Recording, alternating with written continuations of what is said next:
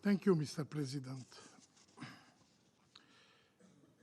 Before delivering my statement, and on this auspicious first day of Ramadan, I extend heartfelt Ramadan Mubarak wishes to all celebrants, especially to our sister and brother in the occupied Palestinian territories, who endure the brutality of occupation. Mr. President, we listened carefully to the briefing from Madame Pater, and we took note of it. I wish to emphasize the principles position of my country, Algeria. No one, man or woman, regardless of their nationality, religion, or origin, should endure the horror of sexual violence. Such acts are clearly condemned by our religion, Islam, and those responsible must face severe consequences within the bounds of law. It is imperative that fully fledged investigations into incidents of this nature are conducted with the utmost seriousness and diligence. We call for international independent investigations on all sexual violence in this region, as suggested by SRSG, Madame Patten. We had hoped for Mrs. Patten to be granted authorization to visit numerous detention centers where the human rights of Palestinians are being violated, with more than 3,884 detainees are held administratively, means without trial. Also, her presence in the Gaza Strip would have allowed her to witness firsthand the extent of sexual abuse inflicted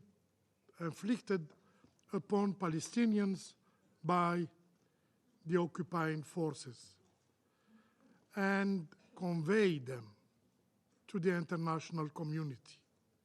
Mr. President, for decades now, Palestinian women have borne the impact of a relentless assault, enduring discrimination and unspeakable violence on multiple fronts. The Palestinian population, and specifically women, have been subjected to a countless of brutalities, violating the very essence of their humanity and dignity. This plight, however, is not a recent phenomenon.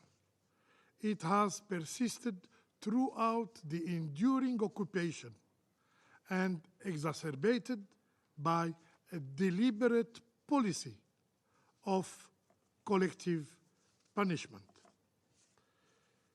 And those responsible often remained shielded by a robe of impunity,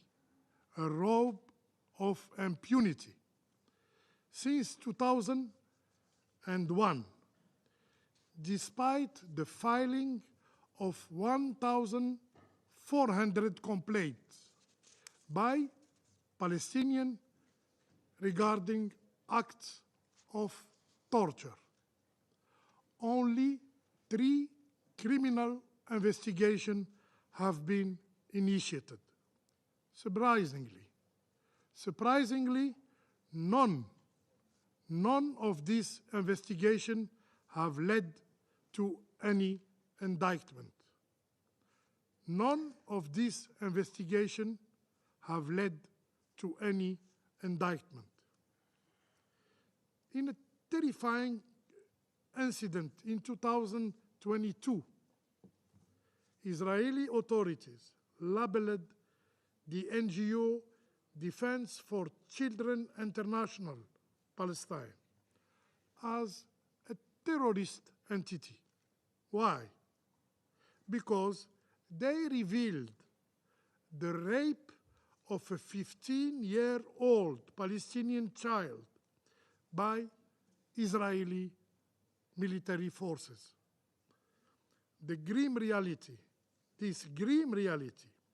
underscores that under occupations, Palestinians find no refuge from injustice.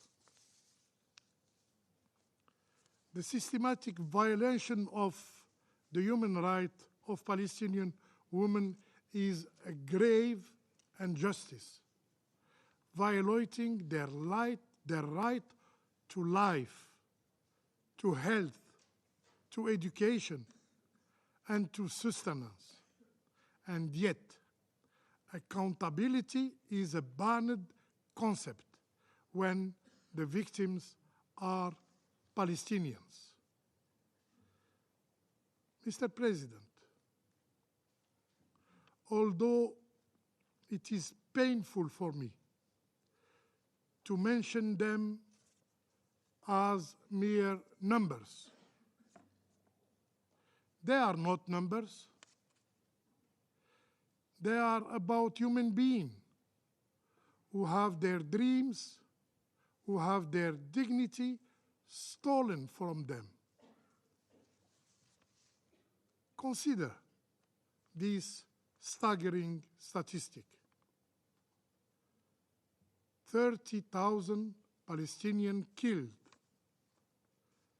by the Israeli forces since the 7th of October. 9,000 of them were women.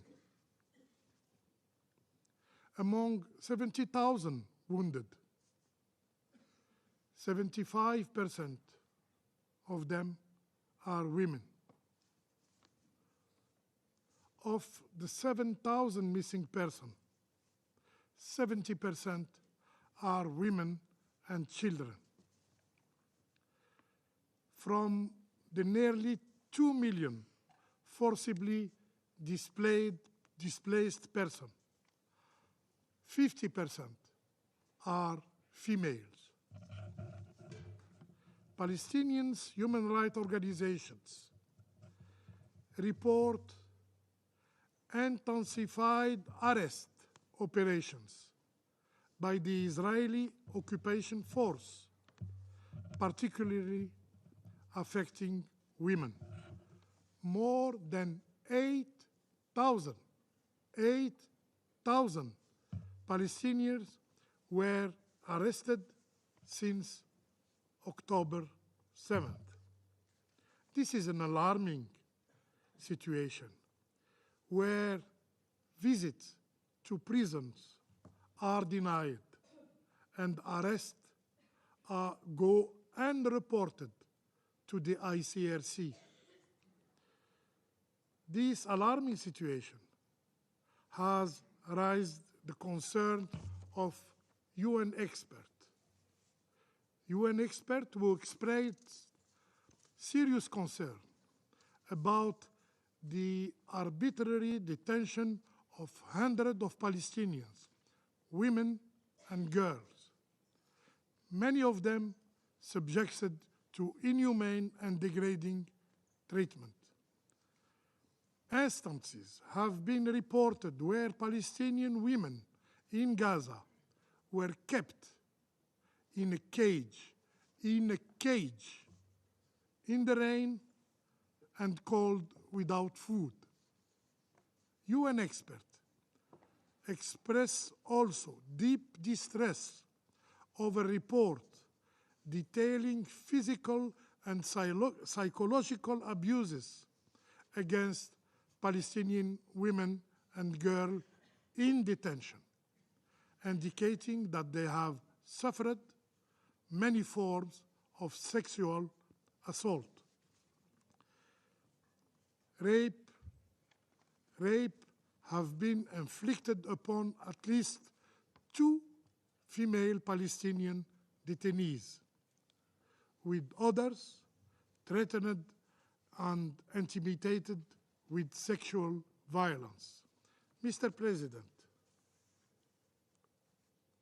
what the Palestinians, particularly women, endure is a litmus test for the credibility of international law and the global framework outlined in Security Council resolution. The consequences of our inaction may deal a disabling blow from which recovery is deterring. I conclude with the poignant word of Madame Paula Gaviria Betancourt, the UN Special Rapporteur of Human Rights of Internally Displaced Persons, who stated, and I quote,